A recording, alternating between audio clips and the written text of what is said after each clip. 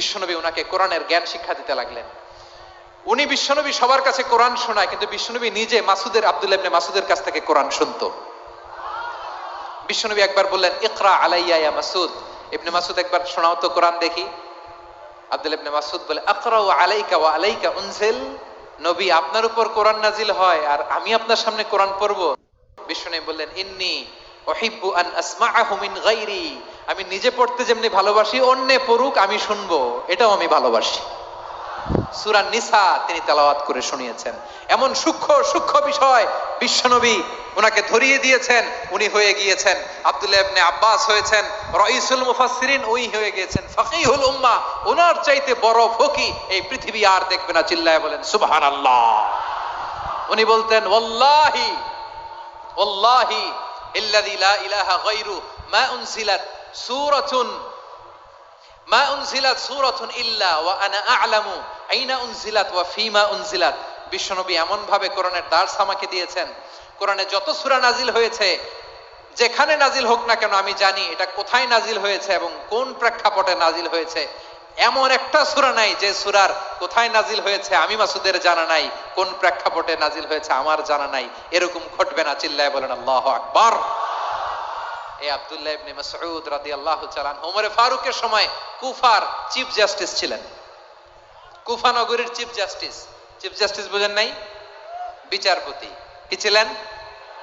সবাই বলে নাই, কি ছিলেন? বিচারপতি ছিলেন। এবং ওনার যে ফিকহি জ্ঞানের ধারা, এটাই আলকামা, ইব্রাহিম আন-নাখাই, হাম্মাদ ইবনে সুলাইমান হয়ে ইমাম আবু হানিফা পর্যন্ত পৌঁছেছে। এবং ওনার ফিকহি জ্ঞানের ধারাই হানাফি মাযহাবে অ্যাকসেপ্ট হয়েছে। আজও এগুলো হানাফি মাযহাবে চর্চিত হয়। হানাফি মাযহাবের সব ফিক আব্দুল্লাহ ইবনে মাসউদের ফিকহি জ্ঞানের ধারা থেকে নেওয়া হয়েছে। চিল্লায় পড়েন সুবহানাল্লাহ। তাহলে উনাকে বিশ্বনবী বানিয়েছেন জুরিস্ট, আইনবিদ, ফকিহ। উনারে আজান শিখান নাই। হিউম্যান রিসোর্স ডেভেলপমেন্ট কিভাবে করবেন, মানব সম্পদের উন্নয়ন কিভাবে করতে হয়, কিভাবে যার যেখানে প্রতিভা কাজে লাগাতে হয় উনি দেখিয়েছেন। সুবহানাল্লাহ পড়বেন না? খালিদ বিন ওয়ালিদ নাম শুনছেন? কে কে শোনেন নাই হাত তোলেন। কি ছিলেন? বীর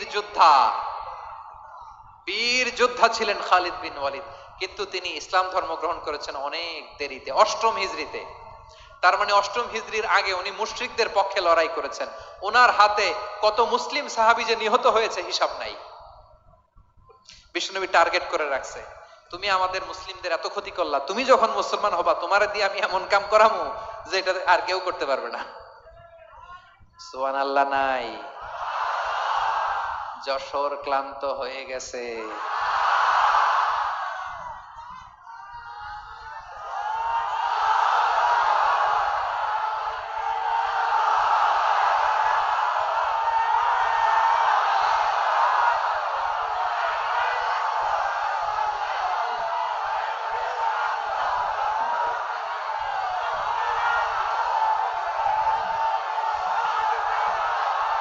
মাশাআল্লাহ।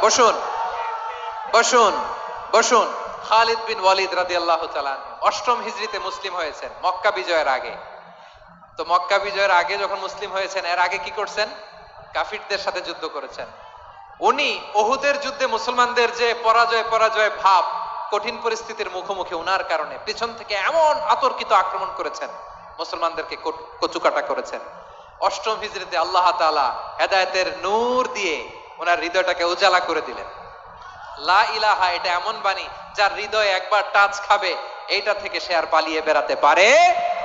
ঝিনুকের ভেতর লুকিয়ে থাকে যেমন মতি, ঝিনুকের ভেতর লুকিয়ে থাকে যেমন মতি, কলমা শাহাদাতে আছে আল্লাহর জ্যোতি, কলমা শাহাদাতে আছে আল্লাহর জ্যোতি। ঠিক কিনা বলেন? মক্কা বিজয়ের আগে মুসলিম হলেন, হওয়ার পরেই বিশ্বনবীর টার্গেট ফুলফিল হলো। ওই যে টার্গেট করে রেখেছেন আর দোয়া করেছেন, খালিদ বিন ওয়ালিদ যদি মুসলিম হয় তাকে আমি মিলিটারি চিফ বানাবো। ওনাকে আজান শিখান নাই, ওনারে কান ধইরা নামাজের এই মাথা থেকে ওই মাথা আনান নাই, ফিকহি কোরআনের সূক্ষ্ম তাফসীর ওনারে শিখান নাই, অ্যাম্বাসেডর বানান নাই। বিষ্ণু ইসলাম উনাকে সামরিক অভিযানে প্রেরণ করেছেন। সামরিক অভিযানে তিনি প্রেরণ করেছেন। ওনার জীবদ্দশায় ওনার নেতৃত্বে যতগুলো যুদ্ধ হয়েছে একটা যুদ্ধেও তিনি পরাজয় বরণ করেন নাই। ওমরে ফারুকের সময়কালে তিনি চিফ অফ মুসলিম মিলিটারি মানে মুসলিম সেনাপতি হয়েছেন। যশোর আওয়াজ করো, ঠিক কিনা বলো? সেনাপতি, মুসলিম সেনাপতি। তাহলে কিভাবে হিউম্যান রিসোর্স ব্যবহার করতে হয় গোটা বিশ্ব আমার নবীর কাছ থেকে শিখে নাও। খালিদ বিন ওয়ালিদ, ওনাকে বিশ্বনবী একটা উপাধি দিয়েছেন। উপাধিটা হচ্ছে সাইফুল্লাহিল মাসলুল, আল্লাহর নাঙ্গা তরবারি, আল্লাহর খোলা তরবারি, দ্য ওপেন সোর্ড অফ আল্লাহ। খালিদ বিন ওয়ালিদ মুসলিম সেনাপতি। হাসান বিন সাবেত নাম শুনছেন? দেখি উনি কি ছিল বলেন। রাসূলের সভা কবি, কালচারাল হিজিমনিকে ডিফিট করার জন্য। উনি ভালো অস্ত্র চালানো জানতেন না, ওই কাজে উনি যেতেন না। ওনার ছিল কাব্য প্রতিভা। কাব্য প্রতিভা। কাফিররা কবিতা দিয়ে নবীকে গালি দিত। বিশ্বনবী বলতেন, ইয়া হাসান আজিব আন রাসূলিল্লাহ, তুমি নবীর হয়ে কাফেরদের এই কথাগুলোর জবাব দাও। বিশ্বনবীর একটা মিম্বার ছিল। বিশ্বনবীর মিম্বারের পাশাপাশি মসজিদে নববীতে এই হাসান বিন সাবেতের জন্য বিশ্বনবী একটা স্পেশাল মিম্বার বানিয়ে দিয়েছেন। এখান থেকে তুমি জবাব দাও।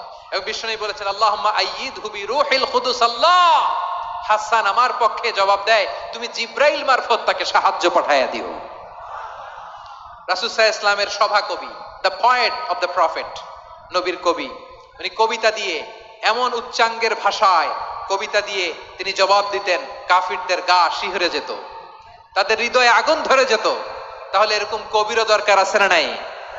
এখন যাকে আল্লাহ দিছে কাব্য প্রতিভা, এরা যদি আপনি যুদ্ধের ময়দানে পাঠান হবে? যারে দিছে সুরেলা গলা, এরা যদি অ্যাম্বাসেডর বানান হবে না। হাসান বিন সাবেত ছিলেন বিষ্ণু ইসলামের কবি। হুযায়ফা ইবনুল ইয়ামান বিশ্বনবীর গোয়েন্দা বিভাগের প্রধান। কিসের প্রধান? হুযায়ফা ইবনুল ইয়ামান। ওনার ছিল ডিটেকটিভ মাইন্ড। ডিটেকটিভ মাইন্ড, গোয়েন্দা বিভাগের প্রধান। এবং উনি হচ্ছেন সাহিবু সিররি রাসূলিল্লাহ, রাসূল সাল্লাল্লাহু আলাইহি ওয়াসাল্লামের গোপন তথ্যের ধারক বাহক।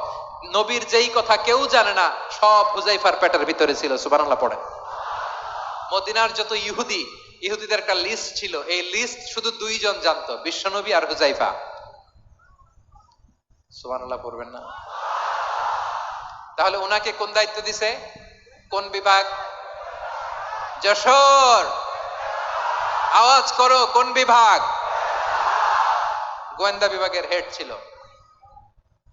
খন্দকের যুদ্ধে প্রচন্ড আজকের মতো শৈত্য প্রবাহ, মাটি খনন করতে করতে সাহাবীদের পেটে ক্ষুধা নাই, দাঁড়াইতে পারে না নামাজের জন্য, এত ক্লান্ত, ক্ষুধা, ক্লান্ত, শ্রান্ত। বিশ্বনবী বললেন, কে আছো? এই কঠিন শীত, এই ভয় আর ক্ষুধার মধ্যেও খন্দকের পরীক্ষার টপকে শত্রু শিবিরে যে আমাকে তথ্য দিবা, কে আছো? কারো গায়ে শক্তিই নাই যে দাঁড়াবে, কেউ দাঁড়ায় না।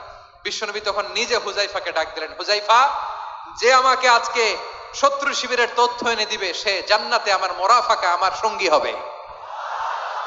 হুযায়ফা রাদিয়াল্লাহু ইবনুল ইয়ামান জীবনের ঝুঁকি নিয়ে এই ক্ষুধা, শৈত্য প্রবাহ, কোল্ড ওয়েভস কে উপেক্ষা করে পরীক্ষা টপকে শত্রু শিবিরে যে সবার কথাগুলো চুপে চুপে শুনে বিশ্বনবীর দরবারে এসে গোয়েন্দাদের মতো তথ্য সরবরাহ করেছে।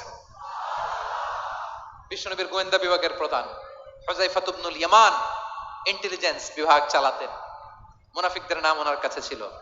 মুআয ইবনে জাবাল মদিনা রাষ্ট্রের সবচেয়ে সিনিয়র আমলা ছিলেন। আমলাতন্ত্র চিনেন তো? প্রশাসনিক কাজ যারা চালায়, অ্যাডমিনিস্ট্রেশন বুঝেন না? The department of administration. মদিনার রাষ্ট্রের সিনিয়র আমলা মুআয ইবনে জাবাল মুতাখাসসিসুন ফিল হালাল ওয়াল হারাম, হালাল হারামের স্পেশালিস্ট ছিলেন। বিশ্বনবী উনাকে ইয়ামানের গভর্নর করে পাঠিয়েছেন। বলেছেন, ইন্নাকা তা'তি কওমান আহলা কিতাব, এমন গোষ্ঠীর কাছে যাবা এরা ইহুদি নাসারা, আগে শাহাদা পড়লে এরপরে নামাজের দাওয়াত দিও, নামাজ পড়লে যাকাতের দাওয়াত দিও।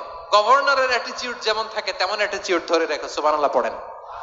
তাহলে মুআয ইবনে জাবালকে দিয়ে বিশ্বনবী কবিতা লেখায় নাই, চিঠি লেখায় নাই, আজান দেওয়ায় নাই। সুবহানাল্লাহ পড়বেন না?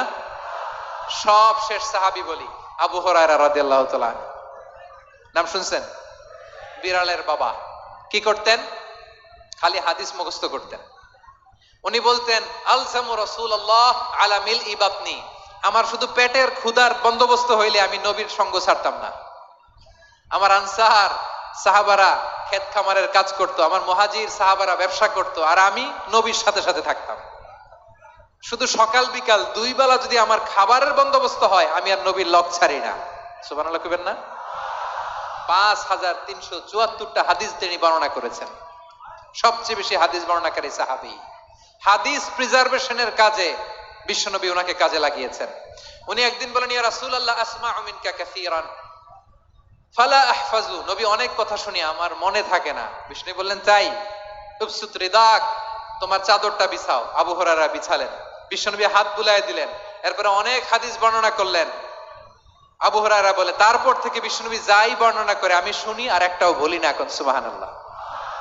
বিশ্বনবী ওনাকে হাদিস প্রিজার্ভেশন, নবীর এই যে লক্ষ্য হাদিস প্রিজার্ভেশনের এই দায়িত্ব দিয়েছেন সাইয়েদনা আবু হুরায়রা রাদিয়াল্লাহু তাআলা আনহুকে।